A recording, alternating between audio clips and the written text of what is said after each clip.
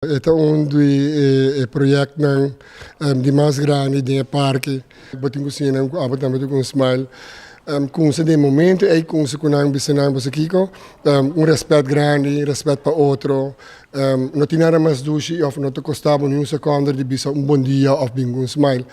Pero em realidade a experiência de acampamento aqui na tinha a nós mesmo como a gente grande carabia com boa época sobretudo é diferente muito carabia. De verdade, taco é Junior Ranger Camp tá para não bini para não sim aqui que uma natureza, aqui que uma cultura, aqui que vários mais coisas que tem de parque. A mim desse hobby mais grande, a mim desse não é sobre a mim tra hobby em parque. Pero nós temos hobby via emocional nós aqui que uma natureza, oferecendo nós aqui uma cultura. Dentro do parque nós temos hobby para oferecer. Emocional tá cana durante o dia. E durante o dia nós temos que dar toda a explicação para não gravar dentro da cabeça e para não ter dentro do coração.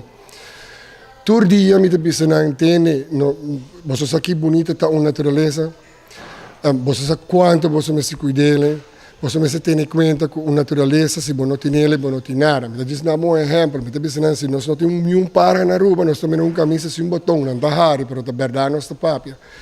Se você não tem nada de ser, botou isla baixi. Então, nós estamos por dizer muito não para não saber que é uma natureza, que é uma estimação para a natureza.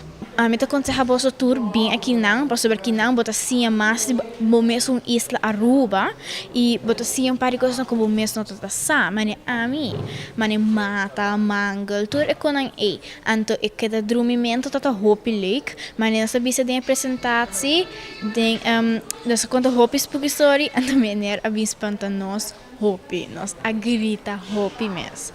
E tata Hopi Lake, a mim tá wish que me por bem Hopi mas viaja. Essa aqui tá é Arubiano, o website